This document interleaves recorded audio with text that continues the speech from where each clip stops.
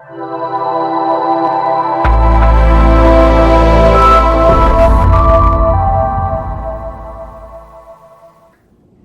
that we've talked about why we know we want to eat well and what to eat and what not to eat, let me give you a little insight about how to eat well.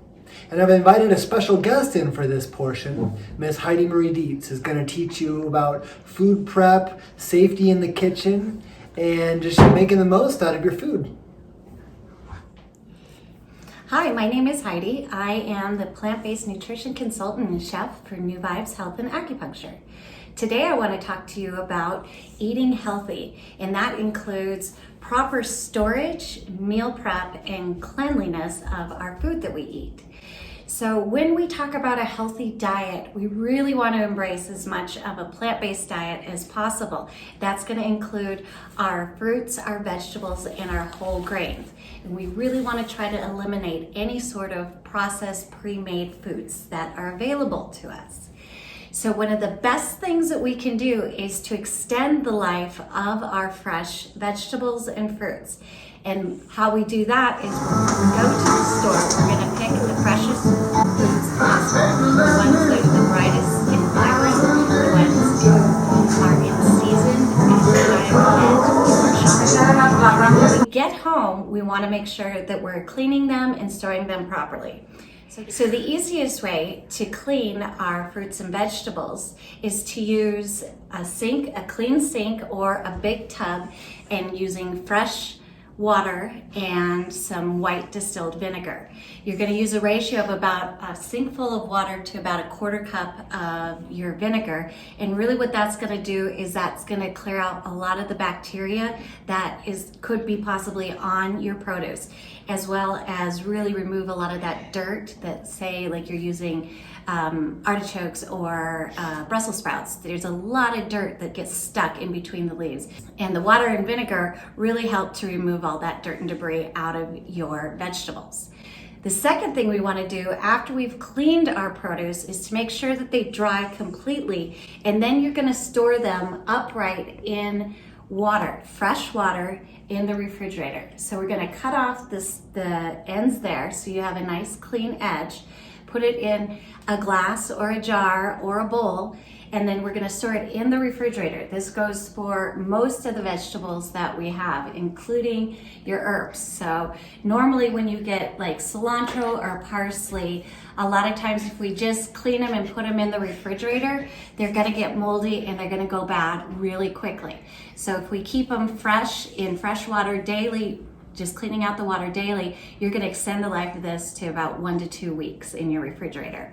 So you can do it with your radishes, with any sort of your crucible vegetables, as well as any of your leafy greens. The one that you cannot do, though, are going to be your mushrooms. Please do not submerge your mushrooms in any sort of water, because it will always absorb it and make it very chewy and gummy. So that's kind of our first step when we're talking about extending the life of our vegetables.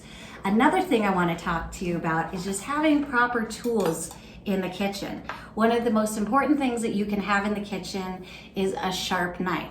A sharp knife will help save your fingers, because if you slip on some sort of smooth or slick surface, such as like a tomato or any of your nightshades, you have a big chance of cutting your fingers.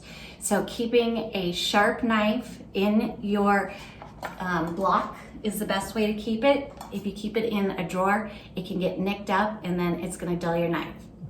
Please also make sure that you wash it by hand and not put it in your dishwasher. The high heat will actually dull your blade.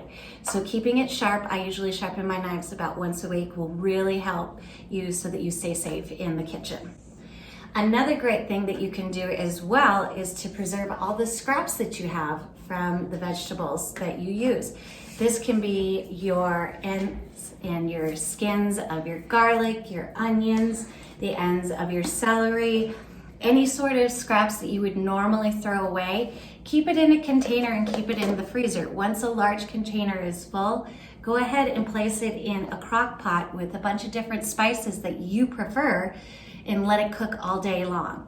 After that, just drain out all of the ends and you have your own homemade, beautiful flavored stock without any preservatives, and you're absolutely able to control all the sodium that goes into it.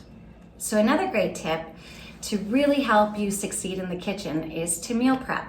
I know me personally, I'm a very busy woman, a mother of 2, and I have a full-time job.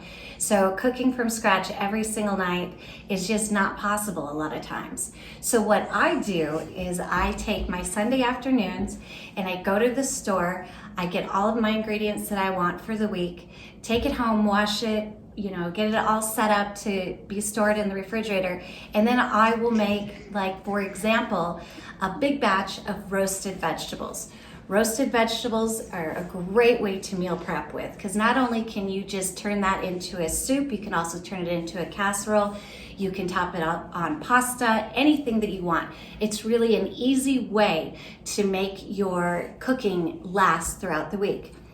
Not only that, but most fruits and vegetables are super easy to freeze. So just putting it into a container, that's gonna fit an entire meal into the freezer, pulling it out the morning of, and then you're ready to go, having it in the refrigerator, and do whatever you need to do to get a healthy meal on the table. Another great way to really help improve your digestion and your health is to eat with mindfulness. And so by that, what I mean is that instead of sitting there and eating as fast as you can, or taking your lunch or breakfast to go and eat in your car, I mean actually being present and grounded in the moment. This not only will help you digest much better, but it will also bring awareness to the foods that you're eating, and notice all the flavors and actually enjoy eating. And that when you enjoy eating, then you're gonna start to enjoy cooking more. So how do we practice mindfulness while eating?